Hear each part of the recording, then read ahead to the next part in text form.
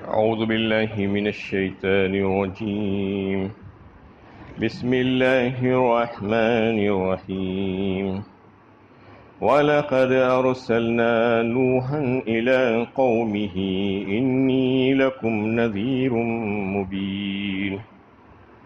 اور ہم نے نوح علیہ السلام کو اس کی قوم کی طرف بھیجا تھا۔ اس نے کہا میں تمہیں صاف صاف خبردار کرنے والا ہوں۔ یہ سورہ ہود کی 25 نمبر کی آیت ہے۔ یہاں سے پیغمبروں اور ان کی قوموں کے حالات بیان کیے جا رہے ہیں۔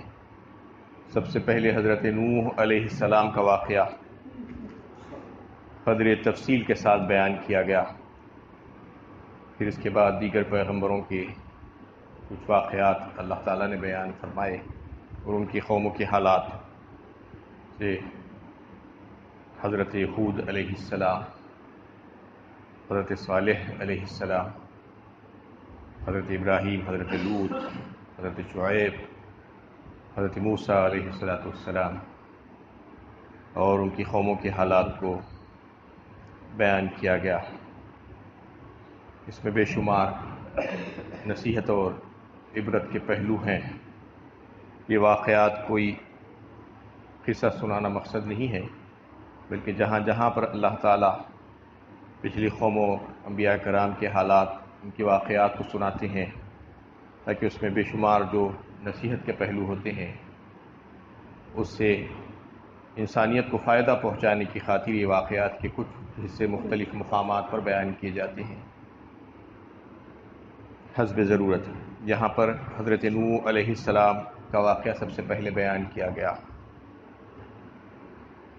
نوح علیہ السلام کو اللہ تعالیٰ نے پیغمبر اور رسول بنا کر بھیجا ان کی قوم کی طرف، تو قوم نے ان کی بات ماننے سے انکار کیا۔ یہ وہی دعوت توحید تھی جو سب انبیاء کرام نے دی اپنی اپنی قوموں کو۔ وما ارسلنا من قبلک من رسول الا نوحی الیہ انہ لا الہ الا انا فاعبدون۔ سورہ انبیاء 17ویں پارے میں جس کا تذکرہ اللہ تعالیٰ نے فرمایا کہ ہم نے آپ سے پہلے جتنے نبی اور رسول بھیجے ان کے اوپر وحی کی ایک اللہ کی عبادت، میری عبادت کی جائے، نہیں ہے کوئی معبود سوائے اللہ کی۔ یہی پیغام تھا شروع سے آخر تک، مشترکہ پیغام رہا سارے انبیاء کرام کا، اس میں کسی قسم کی کوئی تبدیلی نہیں آئی۔ شریعتیں بدلتی گئی، طریقے بدلتے گئے، لیکن مشترکہ پیغام جو اللہ کی وحدانیت کو پیش کرنے کا تھا وہ سب کا سب ایک ہی رہا شروع سے آخر تک۔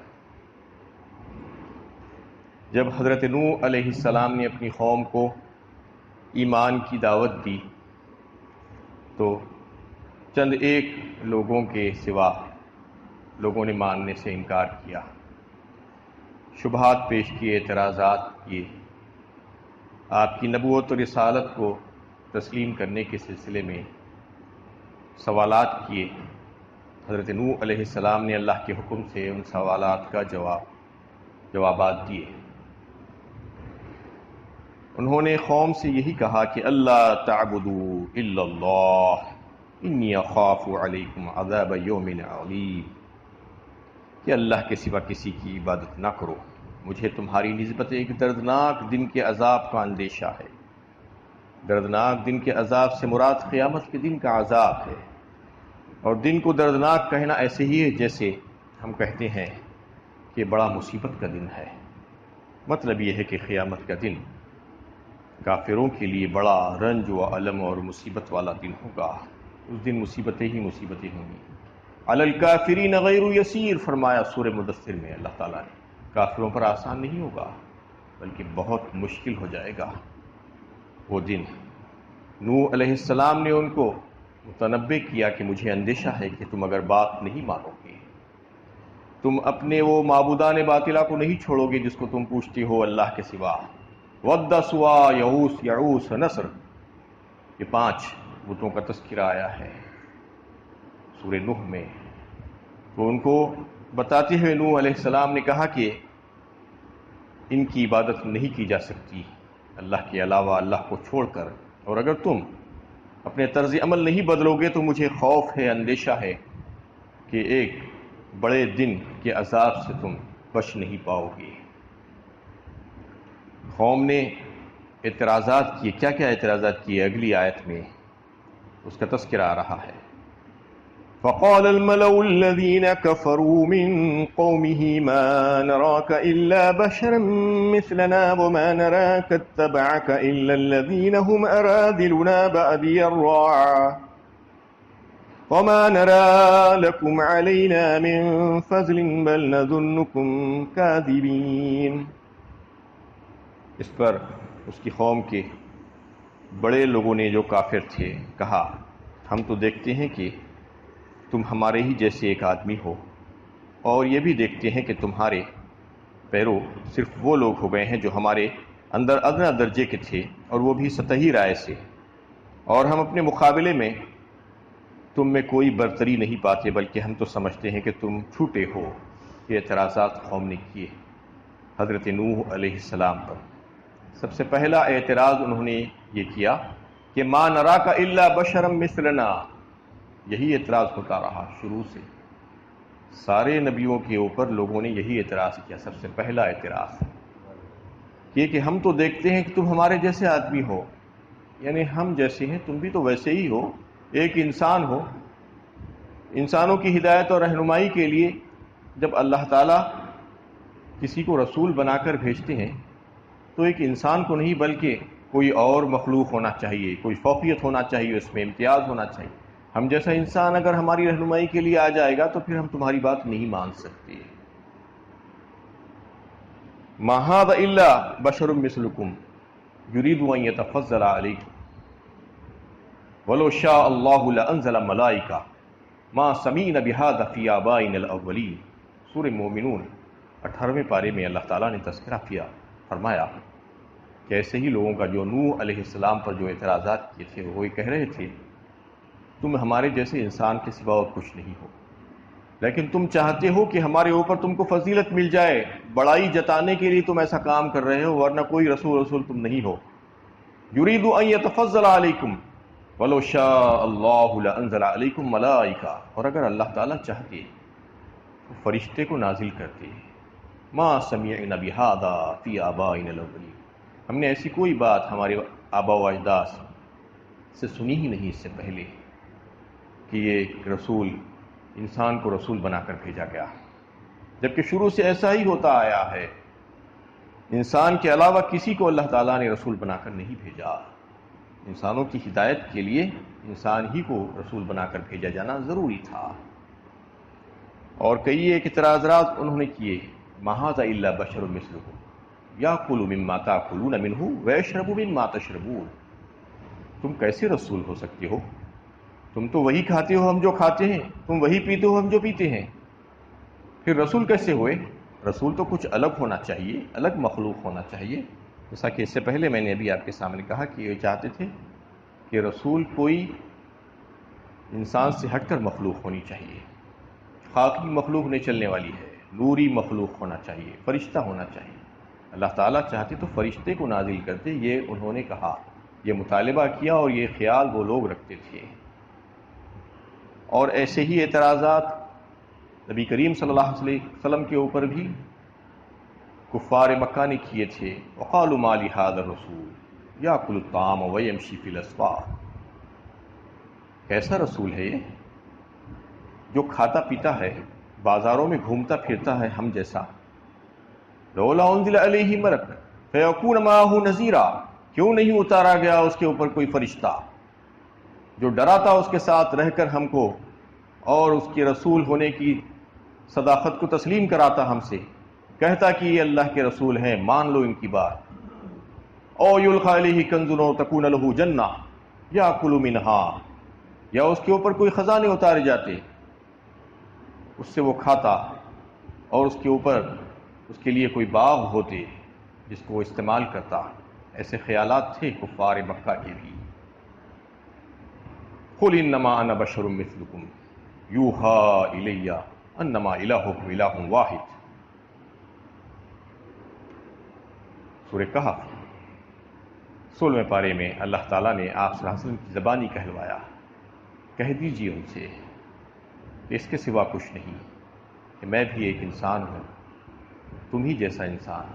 مطلب یہ ہے کہ میرے پاس بھی تمہارے ہی جیسے بشری تقاضے ہیں، تمہارے پاس جیسے بشری تقاضے ہیں ویسے ہی میرے پاس بھی ہیں، لیکن مجھ میں اور تمہارے میں فرق یہ ہے کہ میرے اوپر وحی کی جاتی ہے، مجھ کو اللہ تعالیٰ نے چنا ہے، منتخب کیا ہے اپنی نبوت، رسالت اور وحی کے لیے، اور تمہارے ساتھ ایسا معاملہ نہیں ہے۔ کیا یہ فرق تم کو سمجھ میں نہیں آتا؟ یوحا الی انما الہکم الہ واحد، یہ کہ اللہ کی وحدانیت کو پیش کرنے کے لیے کہ اللہ ایک ہے، ایکتا ہے، یہ وحی کی جاتی ہے میرے اوپر، یہ پیغام اللہ تعالیٰ کی طرف سے مجھ پر آتا ہے، بس فرق یہی ہے، ورنہ انسان میں بھی تمہارے جیسا ہی ہوں، سارے بشری تقاضے میرے پاس بھی ہیں جیسے تمہارے پاس ہیں، تم کھاتے پیتے ہو، میں بھی کھاتا پیتا ہوں، چلتا پھرتا ہوں، بازاروں میں جاتا آتا ہوں، شادی کرتا ہوں، اور ساری دیگر ضروریات میرے بھی ہیں۔ تو اس میں جو ہے ان کو یہ بتا دیا گیا کہ یہ لوگوں کا جو خیال تھا کہ ایک انسان کی ہدایت کے لیے کیسے، انسان کی ہدایت کے لیے تو کوئی فرشتہ، کوئی نوری مخلوق ہونا چاہیے، جبکہ اگر غور کیا جائے تو اللہ تعالیٰ نے جو مخلوقات بنائے ہیں، جیسا کہ انسان تو خاکی مخلوق بنایا، مٹی سے پیدا فرمایا، وَبَدَأَ خَلْقَ الْإِنسَانِ مِنْ طِينٍ، اور دیگر مخلوقات جو ہیں وہ فرشتوں کو نور سے بنایا اور اجنہ کو آگ سے بنایا۔ سجدہ کس کو کروایا گیا؟ خاکی مخلوق کو کروایا گیا، حضرت آدم علیہ السلام کے لیے سجدہ کروایا گیا، دیگر ساری مخلوقات سے، فرشتوں سے بھی اور جنات سے بھی۔ سجدہ تعظیمی جو کروایا گیا وہ حضرت آدم علیہ السلام جو خاکی تھے ان کو کیا گیا۔ تو مسجود ملائکہ کون ہوئے؟ حضرت آدم، خاکی مخلوق۔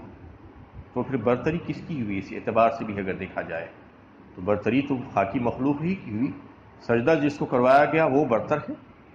کیا یہ بات سمجھ میں نہیں آ رہی ہے لوگوں کو کہ اللہ تعالیٰ نے کس قدر فضیلت عطا فرمائی ہے خاکی مخلوق کو، حضرت آدم ابن آدم کو؟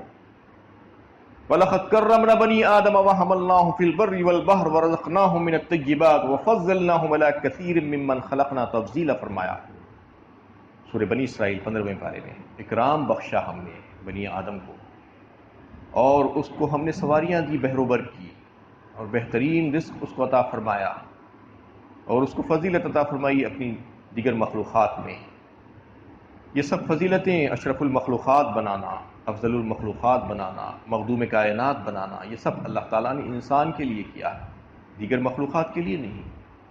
اللہ تعالیٰ کی ہزاروں لاکھوں مخلوقات پر فضیلت اللہ تعالیٰ نے ابن آدم کو دی۔ یہ مخلوق خاکی مخلوق ہے، اسی کو سجدہ کروایا گیا۔ اتنا ہونے کے باوجود بھی لوگ یہ سمجھتے ہیں کہ نوری مخلوق زیادہ جو ہے فوقیت کے حامل ہے، امتیاز نوری مخلوق میں ہے۔ تو اس کا مطلب یہ ہے کہ آپ نبیوں کی اور اللہ کے نبی صلی اللہ علیہ وسلم کی تعظیم کرنا چاہ رہے ہیں یا توہین کرنا چاہ رہے ہیں؟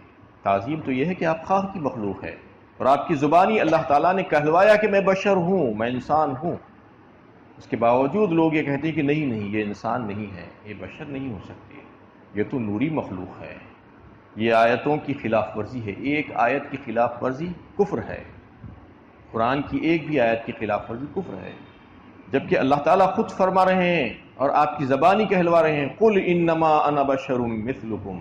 اس کے باوجود یہی کہا گیا، سارے انبیاء کے ساتھ یہی معاملہ ہوتا رہا، شروع سے آخر تک آپ صلی اللہ علیہ وسلم کے ساتھ بھی یہی کہا جاتا رہا۔ اس وقت بھی آپ صلی اللہ علیہ وسلم کو یہی کہا گیا کہ آپ انسان ہیں ہم جیسے، آپ نبی کیسے ہو سکتے ہیں؟ ہمارے ساتھ پلے بڑے، ہمارے ساتھ رہتے ہوئے زندگی گزاری، جوان ہوئے، ہم آپ کو نبی تسلیم نہیں کر سکتے۔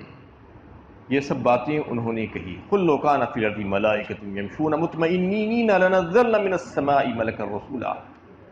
سورہ بنی اسرائیل 15ویں پارے میں اللہ تعالیٰ نے ان کے اس شبے کا جواب دیا۔ کہہ دیجئے ان کو، اگر زمین پر فرشتے رہتے بستے ہوتے، چلتے پھرتے ہوتے اطمینان کے ساتھ، تو پھر یقیناً ہم فرشتے ہی کو رسول اور نبی بنا کر بھیجتے انسانوں کی ہدایت کے لیے، لیکن ایسا نہیں ہے۔ زمین پر فرشتے رہتے بستے نہیں ہیں بلکہ انسان رہتے بستے ہیں۔ پھر سمجھنا چاہیے کہ انسانوں کی ہدایت اور رہنمائی اور ان کو دین سکھانے کے لیے ایک انسان ہی کی ضرورت تھی، کیونکہ نبی اور رسول نمونہ ہوتے ہیں لوگوں کے لیے۔ ان کے سامنے ایک رول ماڈل کی طرح اللہ تعالیٰ پیش کرتے ہیں کہ دیکھو یہ نمونہ ہے میرا محبوب، تم اس کو دیکھ دیکھ کر اس کی اتباع کرو، اس کو فالو کرو۔ اور یہ ہو ہی نہیں سکتا تھا کہ ایک فرشتوں کو ہدایت اور رہنمائی کے لیے بھیجا جاتا انسانوں کی، یہ ممکن نہیں تھا۔ یہ اس وجہ سے ممکن نہیں تھا کہ دونوں الگ الگ مخلوقات ہیں، فرشتہ الگ مخلوق ہے، انسان الگ مخلوق ہے۔